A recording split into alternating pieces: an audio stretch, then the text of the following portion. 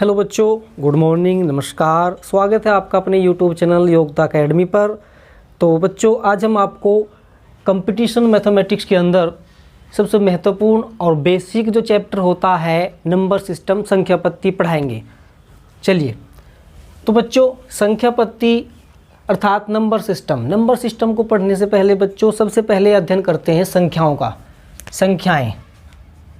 संख्याएं नंबर। अब नंबर से पहले बच्चों जान लेते हैं डिजिट क्या होते हैं। डिजिट अंक। तो बच्चों अंक हमारे होते हैं 0 से 9 तक। 0 1 2 3 4 5 6 7 8 9। 0 से लेकर 9 तक कितने डिजिट हुए बच्चों? 10 डिजिट, 10 डिजिट हमारे होते हैं 0 से लेकर 9 तक।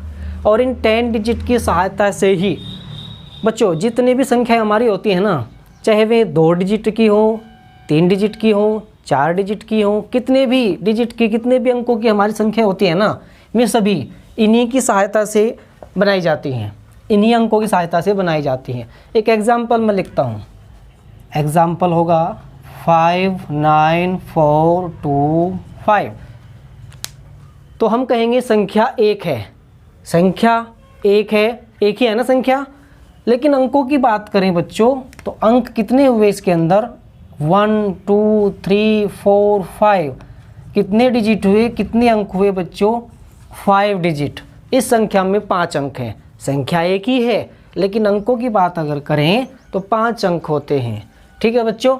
तो 0 से लेकर 9 तक के जो हमारे 10 डिजिट होते हैं ना, इन्हीं डिजिट की सहायता से हम सभी संख्याओं को बनाते हैं। आगे चलते हैं। संख्याओं का वर्गीकरण। संख्याएं, क्लासिफिकेशन ऑफ नंबर। बच्चों क्लासिफिकेशन ऑफ नंबर से हमारा मतलब है कि संख्याओं को हम कितने भागों में बांटते हैं। ठीक है ना। संख्याओं को मुख्य रूप से बच्चों 3 भागों में बांटा जाता है। पहला होता है वास्तविक संख्याएं, रियल नंबर। दूसरा होता है काल्पनिक संख्याएं, इमेजिनरी नंबर। और तीसरा भाग होता है बच्चों सम्मिश्र संख्याएं, कॉम्प्लेक्स नंबर। ठीक है। वास्तविक संख्या कैसी होती हैं? सबसे बड़ी प्रॉब्लम बच्चों ये होती है, संख्याओं को हम स्टार्ट कहाँ से करें और एंड कहाँ पर करें। मतलब कहने का ये हुआ कि संख्याओं का हम शुरुआत कहाँ से करें, आरंभ कहाँ से करें और ख़त्म कहाँ पर करें। तो चलो बच्चों इस चीज़ को समझने के लिए हम क्या करते हैं, एक लाइन बना लेते हैं। एक लाइन बना लेते हैं बच्चों, और इस लाइन को हम स्टार्ट करते हैं माइनस इन्फिनिटिव से। माइनस इन्फिनिटिव से स्टार्ट करते हैं और प्लस इन्फिनिटिव पर हम बच्चों इसको ख़त्म करते हैं। ठीक है। इन्फिनिटिव होता है अनंत, जिसका कोई अंत नहीं होता है, मतलब चलता रहता है नॉन स्टॉप अनंत तक, और चोर कोई है ही नहीं इसका। तो माइनस इन्फिनिटिव से स्टार्ट करके प्लस इन्फिनिटिव तक हम ख़त्म करते हैं। और इसके मध्य में एक न्यूट्रल नंबर होता है बच्चों हमारा 0 न्यूट्रल नंबर, उदासीन नंबर इसलिए बोला जाता है क्योंकि इस संख्या को ना तो हम प्लस की साइड लेते हैं ना माइनस की साइड लेते हैं। ना इस पर कोई प्लस का चार्ज होता है ना इस पर कोई माइनस का चार्ज होता है। 0 से वैसे सभी बच्चे हमारे परिचित हैं। एक देशभक्ति सॉन्ग भी होता है, आपने सुना भी होगा, 0 दिया मेरे भारत ने। तो 0 से सभी हमारे बच्चे जो है ना परिचित हैं। 0 से आगे की ओर अगर हम बढ़ते हैं तो बच्चों प्लस की ओर जाते हैं। जैसे कि देख लीजिए +1 +2 +3 एंड अप टू इनफाइनेट। और 0 से पीछे की ओर जाते हैं बच्चों -1 -2 -3, इसी प्रकार चलते चलते अप टू माइनस इनफाइनेट। ये जो माइनस इनफाइनेट से प्लस इनफाइनेट तक की संख्याएं आपके सामने प्रदर्शित हैं। इस रेखा को हम बोलते हैं बच्चों सरल रेखा। एक संख्या रेखा बोली जाती है, संख्या रेखा, नंबर लाइन। क्या बोलते हैं बच्चों उसको? Number line. तो वास्तविक संख्या को हम कहेंगे कि माइनस इन्फिनिटिव से प्लस इनफाइनेट तक जितनी भी संख्या काउंट की जा सकती है या जितनी भी संख्याएं इस संख्या रेखा पर प्रदर्शित की जाती हैं, वे सभी संख्याएं हमारी वास्तविक संख्याएं कहलाती हैं, रियल नंबर कहलाती हैं। ठीक है बच्चों। अब चलते हैं हम काल्पनिक संख्याओं पर, इमेजिनरी नंबर। वैसे तो ये बच्चों वास्तव में कोई संख्या होती ही नहीं है, केवल हम इनकी कल्पना करते हैं। और वो भी कल्पना कैसे करते हैं कि माइनस की यदि किसी भी संख्या को आप रूट के अंदर लिख दीजिए, माइनस की किसी भी संख्या को रूट के अंदर यदि आप लिखते हैं तो उसको हम बोलते हैं काल्पनिक संख्या, और इसको डिनोट करते हैं आई से। किससे डिनोट करते हैं बच्चों? आई से। आई को बोला जाता है आयोटा। क्या बोलते हैं? आयोटा, आयोटा बोलते हैं, ठीक है ना। आई की अगर वैल्यू को हम देखें तो आई की वैल्यू होती है बच्चों -1 का रूट। अब इसी के आधार पर हम कहेंगे -7 का रूट अगर मैं लिखता हूं बच्चों तो ये भी काल्पनिक संख्या है। -9 का रूट अगर मैं लिखता हूं बच्चों तो ये भी एक काल्पनिक संख्या है। तो हम कह सकते हैं कि इमेजिनरी नंबर किसी भी संख्या को, माइनस की संख्या को यदि हम रूट के अंदर लिखते हैं तो बच्चों बन जाती है हमारी काल्पनिक संख्याएं, जो केवल कल्पना में होती हैं, वास्तव में नहीं होती है। चलिए चलते हैं सम्मिश्र संख्याओं पर। सम्मिश्र संख्याएं मतलब हमारा होता है कॉम्प्लेक्स नंबर। तो बच्चों सम्मिश्र संख्याएं, देखो नाम से पता लग रहा है सम्मिश्र, मतलब ये मिश्र है, ये मिक्स है। मिक्स किसका किसका है बच्चों? वास्तविक संख्या और काल्पनिक संख्या को यदि हम मिला के संख्या बनाएं तो हम बोलते हैं सम्मिश्र संख्या। इसको बोला जाता है R+I। R से मतलब होता है रियल पार्ट, I से मतलब होता है इमेजिनरी पार्ट। तो काल्पनिक भाग और वास्तविक भाग को मिलाकर हमारी बन जाती है सम्मिश्र संख्याएं। एग्जाम्पल देख लीजिए आप, 5 प्लस या माइनस दोनों हो सकते हैं बच्चों, प्लस भी हो सकता है माइनस भी हो सकता है। 5 + -3i, या फिर कह लीजिए 9 + -7i, ये सभी क्या हैं बच्चों? ये सभी सम्मिश्र संख्या कही जाती हैं, ठीक है बच्चों। लेकिन हम देखते क्या हैं बच्चों, ज़्यादातर जो एग्ज़ाम में प्रश्न हमारे होते हैं वास्तविक संख्याओं पर आधारित होते हैं।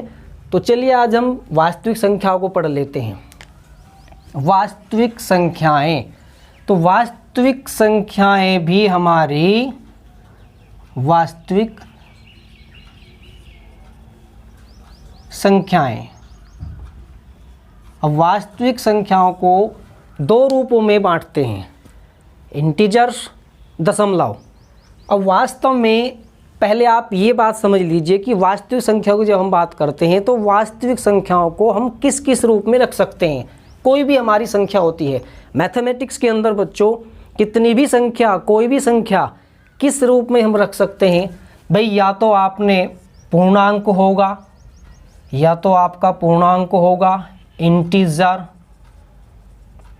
क्या होगा बच्चों? इंटीजर्स, या फिर आपका दशमलव होगा, दशमलव, दशमलव, डेसिमल।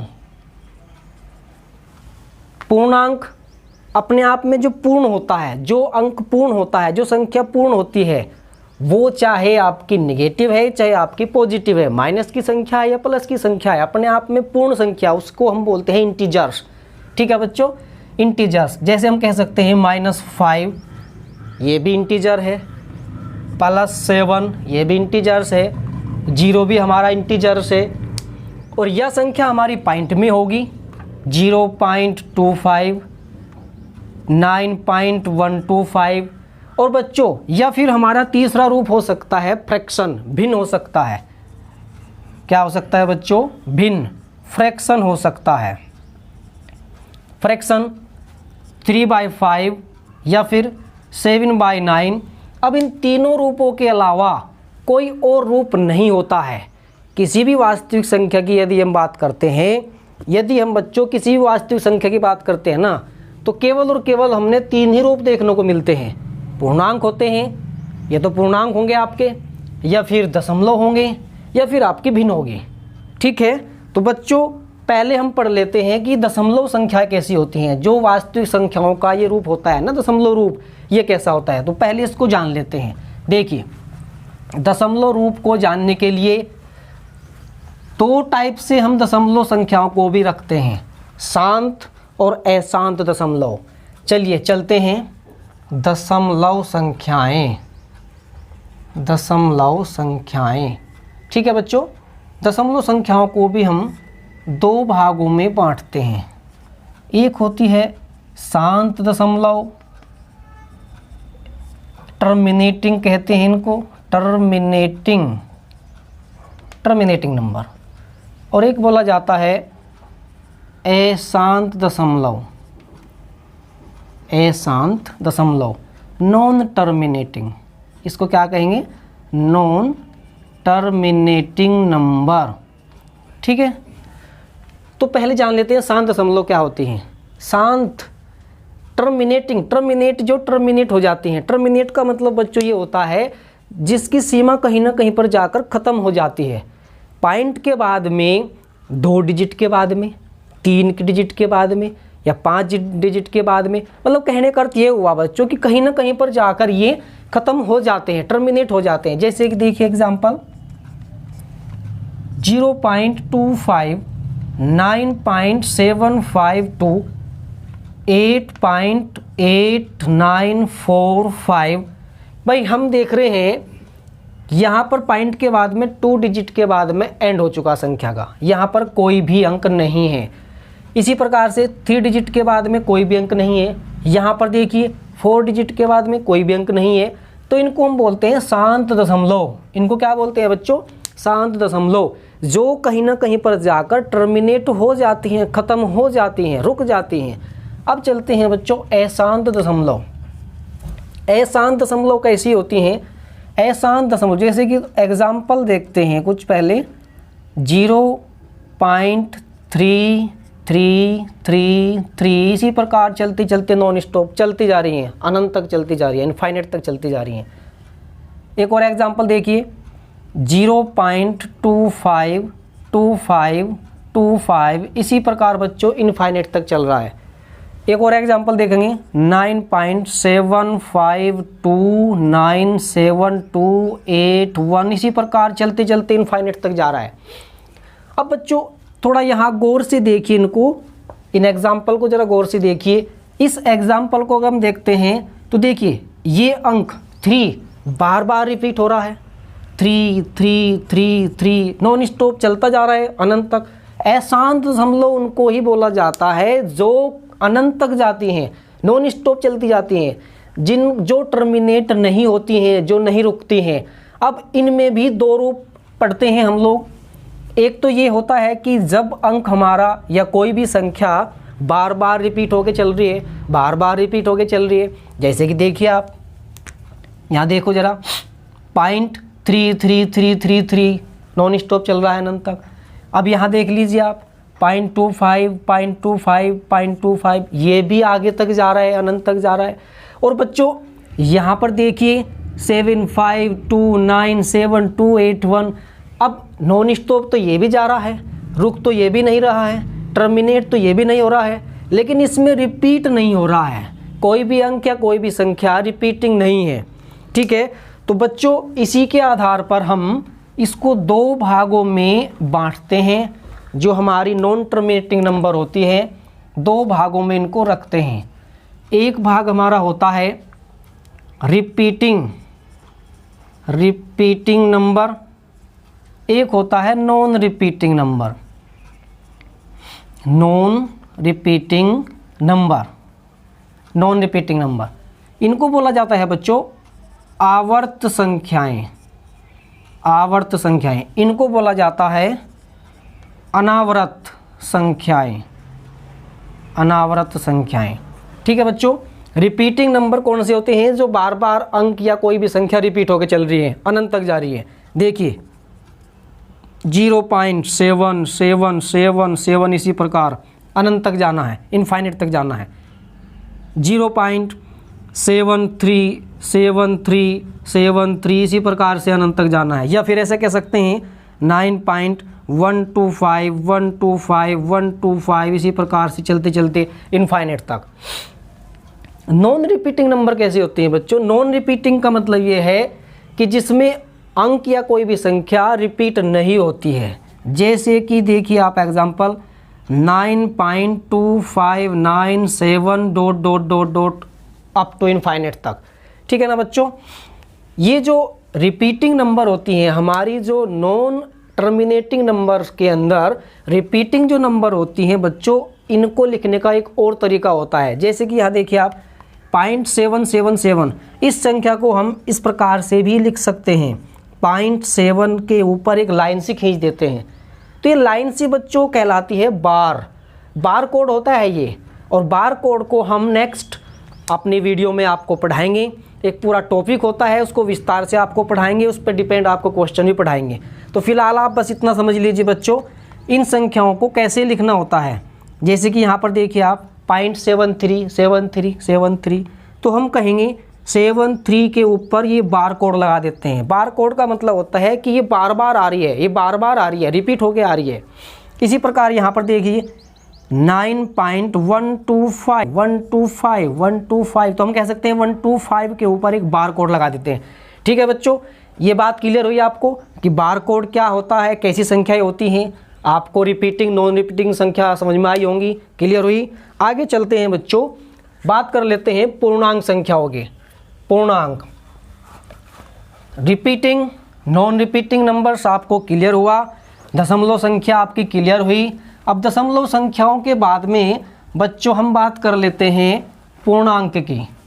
पूर्णांक भी हमारे दो प्रकार से होते हैं, ऋण पूर्णांक, धन पूर्णांक। तो चलिए अब हम आपको बताते हैं पूर्णांक क्या होते हैं। देखिए पूर्णांक,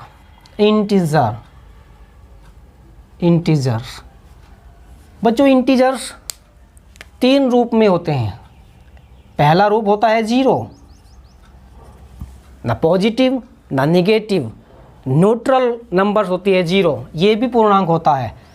और इस पूर्णांक से अगर हम 0 पूर्णांक से अगर हम प्लस इनफाइनाइट तक जाएं, अर्थात +1, +2, +3, इसी प्रकार से अप टू इनफाइनाइट, तो ये बोले जाते हैं बच्चों धन पूर्णांक। क्या बोला जाता है इनको? धन पूर्णांक। पॉजिटिव इंटीजर कहते हैं इनको, पॉजिटिव इंटीजर। यदि हम 0 से पीछे की ओर जाते हैं, 0 से यदि हम बच्चों पीछे की ओर जाते हैं माइनस इनफाइनाइट तक, कैसे बच्चों?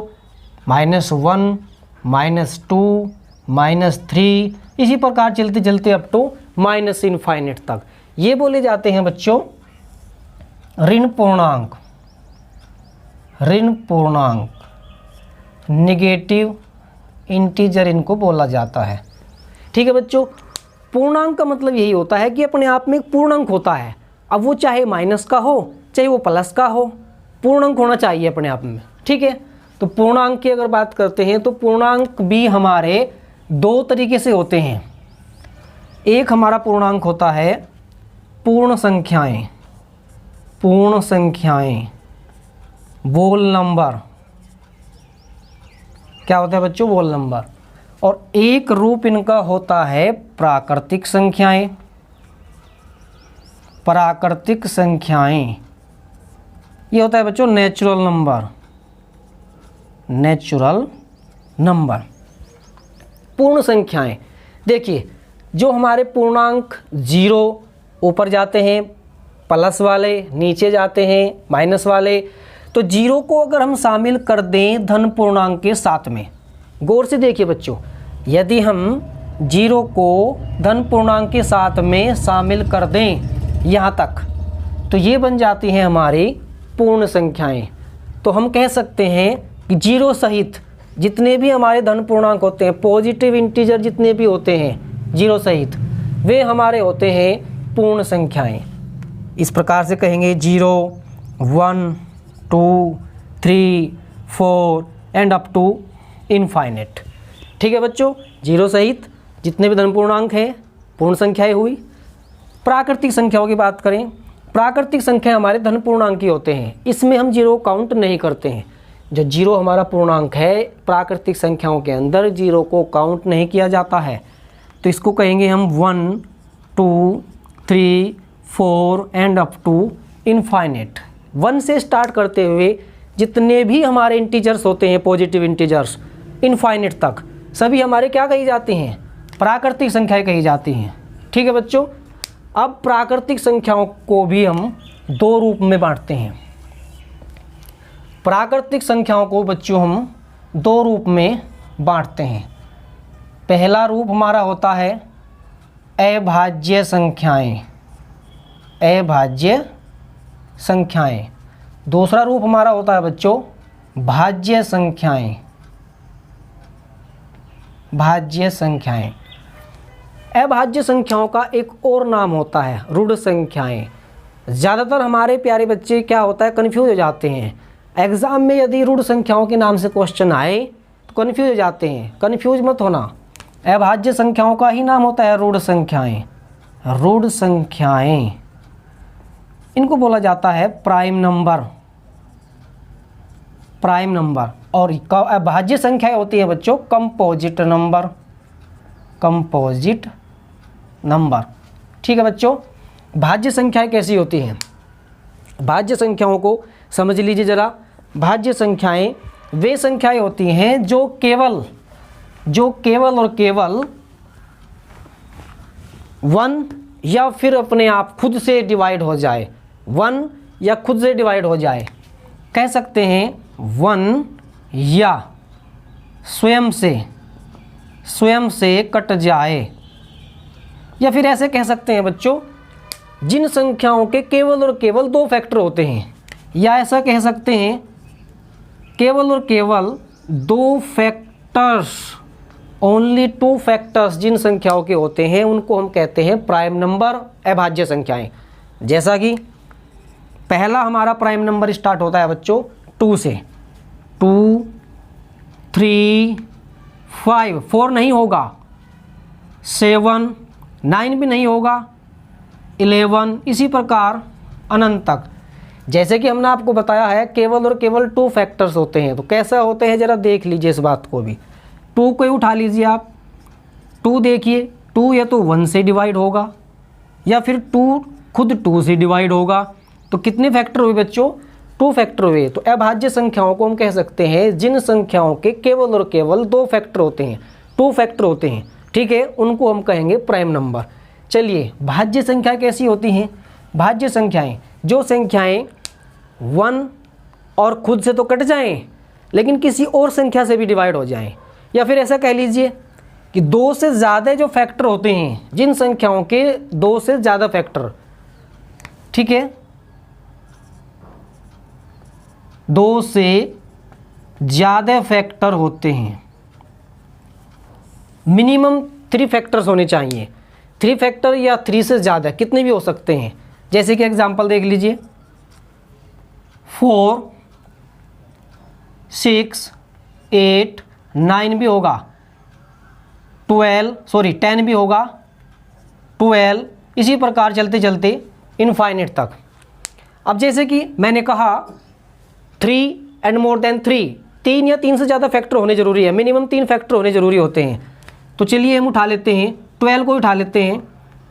12 1 से डिवाइड होता है, 2 से होता है, 3 से होता है, 4 से भी होता है, 6 से भी होता है, और 12 खुद 12 से भी डिवाइड होता है। तो बच्चों आप देख रहे हैं कि यहाँ 3 से ज़्यादा फैक्टर हो चुके हैं, तो इसलिए हम कहते हैं ये भाज्य संख्याएं हैं और ये अभाज्य संख्याएं हैं। जब बच्चों हम भाज्य और अभाज्य संख्याओं का अध्ययन करते हैं तो सबसे बड़ा कन्फ्यूज़न होता है बच्चों 1 को लेकर। क्यों होता है? क्योंकि 1 को हमने ना तो प्राइम नंबर के अंदर शामिल किया, ना 1 हमने कंपोजिट नंबर के अंदर शामिल किया। ऐसा क्यों होता है? इसका रीज़न क्या होता है ज़रा बताता हूँ मैं आपको। 1 को अगर हम प्राइम नंबर के अंदर शामिल करें तो इसकी शर्त के अनुसार बच्चों 2 फैक्टर होना ज़रूरी होता है। 1 तो केवल 1 से ही डिवाइड होता है, इसके तो 2 फैक्टर नहीं होते हैं, इसलिए इसको हम प्राइम नंबर में शामिल नहीं करते हैं। बात करें कंपोजिट नंबर की, तो कंपोजिट नंबर में शर्त के अनुसार बताया गया है कि 3 एंड मोर देन 3, 3 या 3 से ज़्यादा फैक्टर हो, तो हम कहेंगे कि 1 को ना तो प्राइम नंबर के अंदर शामिल किया गया है और ना ही बच्चों कंपोजिट नंबर के अंदर शामिल किया जाता है। ठीक है बच्चों, ये बात क्लियर हुई। अभाज्य संख्या और अभाज्य संख्याओं की बात क्लियर हुई। अभाज्य संख्या वे होती हैं जिनके केवल और केवल 2 फैक्टर हों, और भाज्य संख्या बच्चों वे होती है जिनके केवल और केवल 3 या फिर 3 से ज़्यादा भी हो सकते हैं, 3 से ज़्यादा फैक्टर हो सकते हैं। ठीक है बच्चों, अब हम आपको पढ़ाते हैं सहअभाज्य संख्याएं। सह अभाज्य संख्याएं, को प्राइम नंबर, को प्राइम नंबर। देखो इसको नाम से जो है ना इसके कंफ्यूज नहीं होना है। बहुत बच्चे क्या करते हैं कि इसके नाम से कंफ्यूज में पड़ जाते हैं। नहीं, कंफ्यूज में नहीं होना है। प्राइम नंबर तो सहभाज्य संख्याएं वे होती हैं, वे संख्याओं के ऐसे जोड़े बच्चों जिनका HCF 1 होता है, जिनका HCF 1 होता है, या फिर ऐसे कह लीजिए जो केवल और केवल 1 से डिवाइड हो, किसी और अदर्स नंबर से डिवाइड नहीं होती हैं, किसी और अन्य संख्या से डिवाइड नहीं होंगी। जैसे कि एग्जांपल देख लीजिए 2, 3, 5, 9, 17, 24, 19, 30, ये आपके कुछ जोड़े मैंने आपके सामने रखे हुए हैं। इनको हम कहेंगे सहभाज्य संख्याएं। सहभाज्य संख्या इनको इसलिए कहा गया है बच्चों क्योंकि इनका कोई भी कॉमन फैक्टर नहीं है। 1 के अलावा कोई भी कॉमन फैक्टर नहीं है। ये केवल और केवल 1 से डिवाइड होती हैं। देख लीजिए 1 से 2 भी डिवाइड हो रहा है, 1 से 3 भी डिवाइड हो रहा है। ठीक है बच्चों, बात क्लियर हुई आपके। चलिए अब आगे चलते हैं परिमेय और अपरिमेय संख्याओं पर। परिमेय संख्याएं कैसी होती हैं? Rational number. और बच्चों अपरिमेय संख्याएं कैसी होती हैं? अपरिमेय संख्याएं इरेशनल नंबर। चलिए देख लेते हैं। परिमेय संख्याएं बच्चों वे संख्याएं परिमेय संख्याएं बोली जाती हैं जिन संख्याओं को हम एक शुद्ध भिन्न के रूप में रख सकते हैं। ठीक है बच्चों, शुद्ध भिन्न जानते हैं ना? भिन्न जैसे कि हम लिखते हैं 2/3, ये एक भिन्न होती है। ऊपर वाली संख्या को बोलते हैं हम अंश, नीचे वाली संख्या को हम बोलते हैं हर। फ्रैक्शन होती है ये। तो हम कह सकते हैं जिन संख्याओं को एक भिन्न P/Q हमने एक भिन्न मान लिया, तो P/Q के रूप में जिस संख्या को हम लिख सकते हैं वे सभी परिमेय संख्याएं होती हैं। ठीक है, लेकिन एक बात का हमने यहाँ ध्यान रखना होता है कि हमारे P और Q दोनों ही हमेशा एक इंटीजर्स होने चाहिए। क्या बच्चों? P व Q दोनों ही हमारे इंटीजर्स होने चाहिए। ठीक है बच्चों, पूर्णांक होने चाहिए। और एक खास बात और, यहाँ पर कभी भी Q का मान 0 के बराबर नहीं होना चाहिए। ठीक है बच्चों, एग्जाम्पल देख लीजिए इनका 2/3, 7/9, 11/20, 22/7। ठीक है बच्चों, अब चलते हैं हम अपरिमेय संख्याओं पर। इरेशनल नंबर क्या होती हैं? जिन संख्याओं को जस्ट अपोजिट, बिल्कुल इनका बच्चों उल्टा होता है, अपोजिट होता है। जिन संख्याओं को हम P/Q अर्थात एक भिन्न के रूप में नहीं लिख सकते, उनको हम बोलते हैं अपरिमेय संख्याएं। ठीक है, एग्जाम्पल से समझिए। √2, जनरली हमारे बच्चे √2 का मान जानते हैं 1.414, लेकिन बच्चों √2 का ये एग्जैक्ट मान नहीं होता है, ये एग्जैक्ट वैल्यू नहीं होती है। ये तो केवल एक सिंप्लीफाई वर्जन है इसका, एक अप्रोक्सीमेटली वैल्यू होती है जिसको हम अपने कैलकुलेशन के अंदर यूज करते हैं। रियल में क्या होता है बच्चों? √2 की वैल्यू 1.414 इससे आगे भी जाती है, अनंत तक जाती है बच्चों। इसी प्रकार से √3 1.732 यहाँ तक हमने पढ़ा हुआ है। ठीक है ना? लेकिन ये नहीं होता है बच्चों, ये भी आगे अनंत तक जाता है। इसी प्रकार से यदि पाई की बात करें, पाई ये गणितीय संकेत होता है। अब ज़्यादातर बच्चे पाई को क्या समझते हैं? पाई तो 22/7 होता है, लेकिन पाई 22/7 नहीं होता है। पाई तो 22/7 इसलिए नहीं कहा जाता है, पाई का 22/7 तो केवल अप्रोक्सीमेटली वैल्यू होती है, लगभग मान है जो हम अपनी कैलकुलेशन में यूज करेंगे। बट अगर इसके रियल मान की बात करें तो पाई बराबर होता है 3.1416। इसी प्रकार आगे तक चलता जाता है, नॉन स्टॉप अनंत तक चलता जाता है। ठीक है। यदि बच्चों पाई आपके सामने आए, अगर हम पाई को फेस करें तो हम कहेंगे रेशनल नंबर है, परिमेय संख्या है। यदि 22/7 की बात करें तो हम कहेंगे रेशनल नंबर है, परिमेय संख्याएं हैं। ठीक है बच्चों, तो परिमेय संख्याएं और अपरिमेय संख्या क्लियर हुई आपको। आगे हम चलते हैं सम और विषम संख्याएं। सम और विषम संख्याएं जो हमारे पूर्णांक होते हैं ना बच्चों, उन पूर्णांक को हम दो रूपों में और रख सकते हैं, सम और विषम। सम और विषम हमारे पूर्णांक के होते हैं बच्चों, इंटीजर्स ही होते हैं। सम संख्याएं, सम संख्याएं, इवन नंबर, कौन से नंबर्स होते हैं ये? Even number. और एक होता है विषम संख्याएं, ये होती हैं विषम संख्याएं, ओड नंबर। सम संख्याएं कैसी होती हैं बच्चों? सम संख्याएं वे संख्याएं होती हैं जनरली जो संख्या 2 से डिवाइड हो जाती हैं। जो हमारी संख्या 2 से डिवाइड हो जाए, 2 से पूरी पूरी कट जाए। सिंपल भाषा में अगर बात करें, जो संख्याएं 2 से कट जाए, which number can be divide by 2, वे सभी संख्या हमारी इवन नंबर्स बोली जाती हैं। जैसा कि एग्जाम्पल देख लीजिए 2590, या फिर कहेंगे 59842।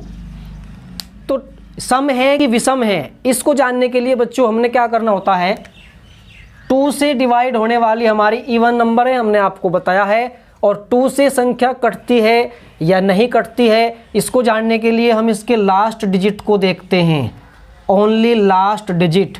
ये डिविजिबिलिटी जो रूल्स होते हैं ना संख्याओं के, ये उनके अंतर्गत आता है।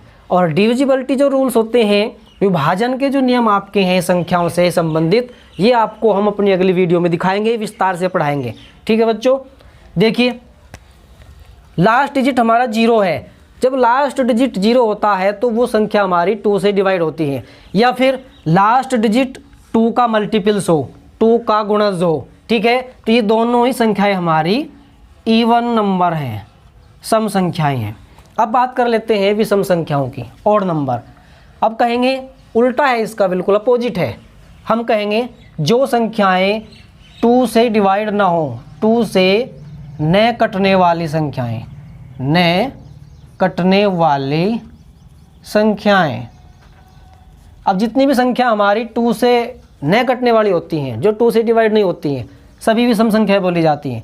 जैसे कि एग्जाम्पल देखिए 1 3 5 7, इसी प्रकार से अनंत तक। ठीक है ना। जैसे कि सम संख्या की बात अगर हम करते हैं तो यहाँ से देखेंगे 2 4 6 8, इसी प्रकार से अनंत तक जाते हैं।